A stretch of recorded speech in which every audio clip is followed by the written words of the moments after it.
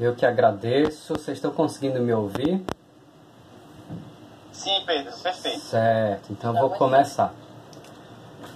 Eu agradeço pelo convite para a gente trazer aí essa palestra, falar um pouquinho de Janeiro Branco, né? Janeiro Branco é um mês, é uma iniciativa importante para a gente falar sobre essa importância do cuidar da saúde mental. Nos últimos anos essa campanha tem ganhado uma visibilidade que faz com que a gente se lembre, né? Começou o ano, começo de uma nova vida, uma página em branco, então a gente traz essa ideia aí do Janeiro Branco como uma oportunidade da gente olhar para as nossas metas, olhar para os nossos objetivos externos, pessoais, profissionais, mas olhar também para a nossa saúde mental, olhar para o nosso interno, olhar para as nossas relações, para a nossa emoção. Então a gente está aqui para lembrar um pouquinho dessa importância que é trabalhar o equilíbrio dessas várias dimensões de nós mesmos. Eu vou pedir licença para vocês para eu fazer uma breve leitura, uma breve mesmo leitura de um conto de um livro que eu tenho trabalhado com ele esses últimos dias. Vou fazer alguns conteúdos para colocar no meu canal no YouTube e convido também já para que vocês possam seguir por lá para a gente continuar esse debate. Mas esse livro ele se chama As Lendas do Bom Rabi, é um livro sobre literatura árabe, sobre a sabedoria árabe, de um autor chamado Malba Tahan. E o conto que eu vou ler para vocês, ele diz o seguinte: As provações do justo. Então eu vou ler esse conto e vou comentar um pouquinho para que a gente possa ilustrar aí a nossa palestra de hoje. O conto diz o seguinte: Naquela tarde, ocupavam-se os discípulos de Rabi Jonathan com os salmos de Davi. Um dos jovens leu em voz alta: O Senhor prova o justo, porém ao ímpio e ao que ama a violência aborrece a sua alma. Competia ao mestre comentar e esclarecer essa passagem do livro, e o doutíssimo Jonathan assim falou: Um rico senhor foi a uma oficina de um oleiro, onde pretendia adquirir um vaso de alto preço. O oleiro mostrou ao visitante uma bela coleção de vasos e começou a experimentá-los, batendo neles de leve. Mas não experimentava todos. De vez em quando, tomava de um vaso, olhava-o e deixava-o de lado. O comprador lhe perguntou, apontando para os vasos que tinham sido desprezados: Por que você não experimentou também aqueles? O oleiro respondeu o seguinte: Não adianta, são vasos trincados. Neles não posso bater. Qualquer um deles, a menor pancada ficaria em estilhaço. Só experimento os sãos, os perfeitos, sem emendas. Estes resistem aos choques mais fortes e podem ser úteis e preciosos. E assim rematou o Rabi Jonathan: À semelhança do oleiro, Deus não experimenta o perverso, deixa-o, e vai tocar no justo, que pode resistir e salvar-se. Eis o que a tal respeito ensinava o bondoso Rabi José.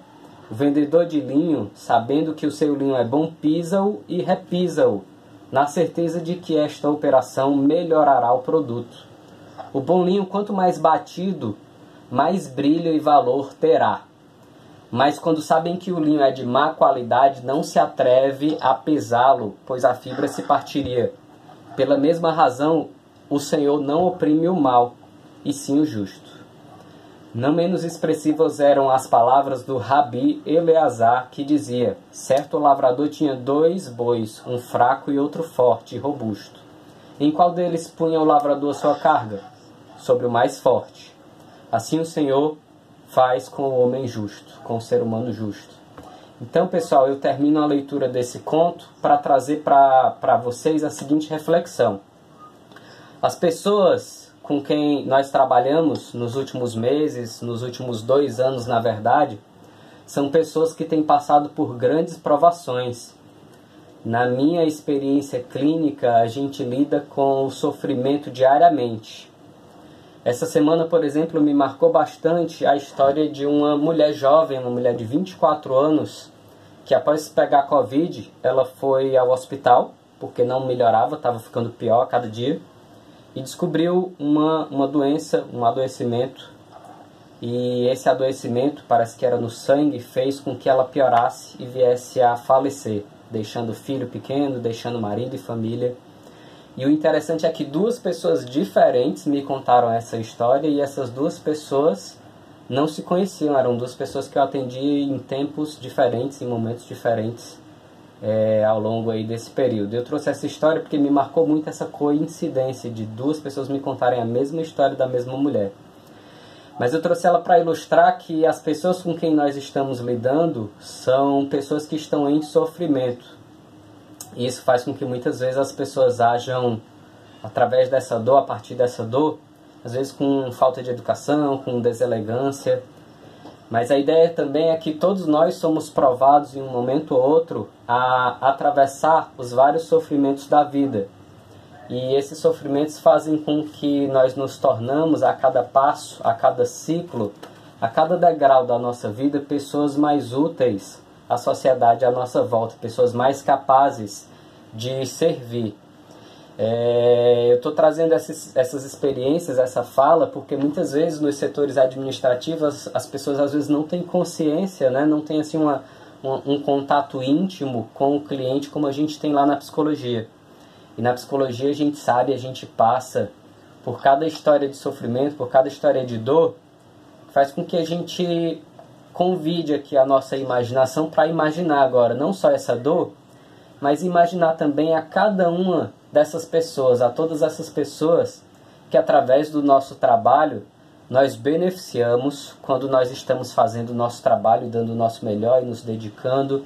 E a cada dia, passando ali, né, pelos nossos sofrimentos, pelos nossos problemas, pelas nossas dificuldades, muitas vezes a gente quer se livrar daquele nosso próprio sofrimento, né, das dificuldades e burocracias do dia a dia, e a gente perde, às vezes, de vista, a gente esquece um pouquinho que o nosso trabalho é fazer o bem, é cuidar da saúde das pessoas, é cuidar das pessoas. Então, nossa equipe lá na psicologia, que é uma equipe que se torna cada vez maior, a gente sabe o quanto que a demanda também de pessoas tem se tornado cada vez maior, cada vez mais pessoas procurando a psicologia, o que significa que, por um lado, é muito importante porque essas campanhas de conscientização estão fazendo o seu bom e justo efeito de trazer mais pessoas para procurarem essa importância de se cuidar, de cuidar da saúde mental, mas, por outro lado, isso significa também que a gente vive numa sociedade de cada vez mais sofrimento. É curioso falar que um dos ambientes que mais causa sofrimento para as pessoas é justamente o ambiente corporativo. Eu atendo muitas pessoas, né, que trabalham nas suas empresas. Muitas vezes elas têm a sensação de que esse trabalho, elas não são vistas, elas não são reconhecidas, não são acolhidas. Muitas vezes elas são cobradas a trabalhar, a produzir, a render cada vez mais. E elas são tratadas pelos seus gestores ou com indiferença, ou às vezes com agressão mesmo, com violência, com abuso moral, né? E são muitas as situações de sofrimento. Ela tá esperando aqui, doutor André. Aí ele mandou, aí eu mandei pra ela. Tá tendo uma pessoa falando durante a palestra. Eu peço para que chequem os sons de vocês, que às vezes a gente não percebe e acaba falando uma coisa pessoal ou profissional aí que pode não ter a ver com o contexto aqui. Então, Seu áudio agora tá comum. Pronto, eu peço que chequem os áudios de vocês porque foi cortado o áudio de todo mundo, né? Uma pessoa começou a falar e aí não tinha a ver diretamente com o que a gente estava comentando aqui, né? Então, pessoal, nós lidamos com pessoas que estão em situações de sofrimento, muitas vezes causadas pelos gestores, pelas situações, né, de cobrança, de violência do dia a dia. E isso faz com que esse contexto das empresas, das organizações, seja um dos contextos também que mais traz pessoas em situação de sofrimento para o nosso acompanhamento lá da psicologia, né? E aí é importante a gente observar alguns sinais de desequilíbrio, sinais de estresse, sinais de ansiedade, como, por exemplo, a falta de motivação, né? Quando a pessoa já acorda durante a manhã já sem a motivação para ir trabalhar, sem querer ir para o seu local de trabalho. Sintomas como coração acelerado, a própria fala ou respiração acelerada, sintomas como dor de cabeça, dores no corpo, sintomas como tristeza mesmo, angústia, vontade de se isolar. Um cansaço constante também é um sintoma muito comum de ansiedade na nossa modernidade. Um cansaço constante e uma sensação de que, mesmo após uma noite de sono, eu acordo sem a energia, sem a reposição, né? Dessa minha capacidade de me dedicar, de trabalhar, de fazer aquilo que eu tenho que fazer. Esses são alguns dos sintomas, existem vários outros também, mas sempre que a gente possa, como gestores, como administradores, observar entre os nossos amigos, entre os nossos colegas e colaboradores esses sinais, é importante convidar essa pessoa a se cuidar, e é importante a gente fazer também aquela auto-checagem, né? Aquele check-up na gente mesmo, para quando a gente identificar esses sinais, a gente buscar se cuidar.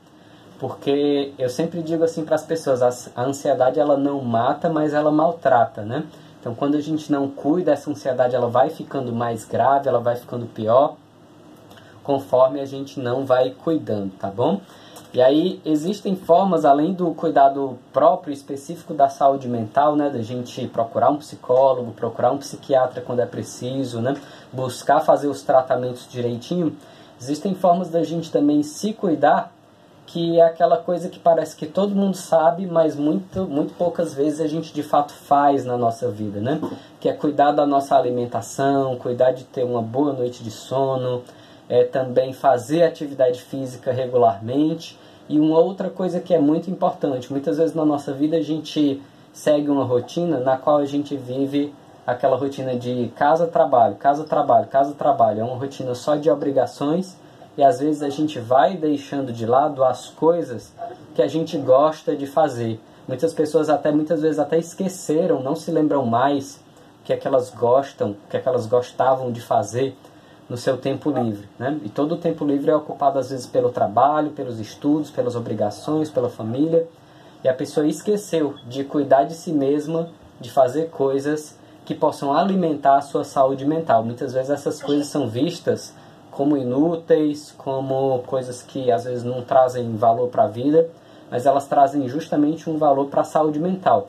Que é o que, né? Muitas vezes pode ser ou dançar, ou desenhar, ou pintar, ou fazer algum tipo de arte, aprender um instrumento musical, aprender um novo idioma, aprender coisas que não necessariamente tenham a ver com a carreira ou com a profissão, e sim com os nossos interesses de alma, os nossos interesses de espírito, de evolução, nossos interesses emocionais, coisas que façam a gente sentir que está vivendo uma vida que tenha significado para a gente. Eu trago também aqui a importância da gente procurar reduzir o uso dos eletrônicos, e aí a gente sabe como os eletrônicos estão presentes, inclusive agora nessa reunião, nessa palestra, e eles estão presentes também no nosso dia a dia de trabalho. E uma coisa que às vezes a gente não sabe é o seguinte: não existem pesquisas que digam quanto tempo de eletrônico é saudável, mas existem cada vez mais pesquisas que dizem assim: quanto mais eletrônicos a gente utiliza, mais aumenta a nossa ansiedade. Então o que é que acontece? Muitas vezes a gente já passa a nossa rotina de trabalho toda nos eletrônicos, né? Às vezes o estudo também nos eletrônicos, e quando a gente vai para o nosso lazer e tempo livre, a gente também vai para os eletrônicos, né? Vai assistir um filme, vai ouvir uma música, vai ficar nas redes sociais. Só que o problema é que o excesso dessas redes sociais, o excesso do uso de eletrônicos também contribui para um aumento de ansiedade. E aí eu convido para que a gente possa cuidar do nosso tempo livre, de ter momentos onde a gente possa desconectar um pouquinho e ler um livro de maneira física e fazer alguma outra atividade artística ou manual também de maneira física, praticar uma atividade física ao ar livre. Muitas vezes as pessoas vão para a academia, né, e levam ali o celular e ficam o tempo todo no celular também, né, nesse contexto, e isso acaba também, infelizmente, contribuindo para piorar esses estados de ansiedade, às vezes de insônia também, de angústia, né, devido a esse excesso, a esse uso problemático, essa nossa relação aí com o excesso de eletrônicos. É preciso procurar também formas de fazer outras coisas, ocupar nossa mente com outras coisas, ter novas formas de descanso mental, emocional, para além, né, desse uso excessivo de eletrônicos que a gente tem vivido atualmente. Então eu quero fechar esse momento, né, eu vou daqui a pouquinho também abrir para ver se alguém tem alguma dúvida, alguma pergunta, alguma colocação, mas eu quero voltar aqui a lembrar dos nossos clientes, lembrar dos nossos pacientes, lembrar das pessoas a quem nós servimos, né? E convidar para que se possa ser renovado em nós a esperança de que o nosso trabalho ele serve às pessoas. São muitas as pessoas que me agradecem pelo meu trabalho, Lá nas minhas redes sociais, lá no meu Instagram, por exemplo, tem uma série de prints, né, onde eu mostro como as pessoas agradecem às vezes ali ao psicólogo, né? Mas por trás do psicólogo existe toda uma rede também de administradores, de gestores, de pessoas aí dos setores de marcação, de autorização. Então todos nós, a cada dia, trabalhamos para beneficiar as pessoas. É importante que a gente se lembre disso, né? Se lembre de que esse serviço, esse trabalho, ele é fundamental para diminuir o sofrimento dos seres humanos. A gente vive também numa sociedade que foca muito no discurso de que você tem que ser um vencedor, de que você não deve andar do lado dos perdedores, só que muitas vezes os nossos pacientes, eles são justamente, né, digamos assim, pelo menos temporalmente, circunstancialmente, as pessoas que estão aí nesse lado, né, no lado do sofrimento, no lado da angústia, no lado às vezes da falta de esperança, né? E eu acredito que o nosso trabalho ele é fundamental justamente para dar a mão para aquela pessoa que precisa. Nosso trabalho ele é fundamental para dar a mão, para dar uma palavra de esperança, de acolhimento. Então muitas vezes a pessoa chega mal e ela te trata mal, mas que a gente possa lembrar de levar um pouquinho de amorosidade, de cuidado, de compaixão, de empatia para essas pessoas que são o objeto, o objetivo maior aí da nossa razão de existir, né? Ninguém vai, né, por exemplo, nenhum de nós, se a gente está bem, a gente não vai procurar um médico, a gente não vai procurar um psicólogo, né? Quando a pessoa vai é porque ela precisa, ela está no estado de sofrimento, né? E aí o nosso trabalho ele é fundamental para fazer essa acolhida desse sofrimento, para estar do lado dessas pessoas que estão em sofrimento. E eu acredito que através da amorosidade, do cuidado, da escuta, do acolhimento, a gente faz esse trabalho de transformar esse sofrimento e de resgatar nessas pessoas a sua capacidade também de amar, de trabalhar, de servir, de contribuir com a sociedade e com todos à nossa volta para vivermos a nossa vida da melhor forma, tá bom?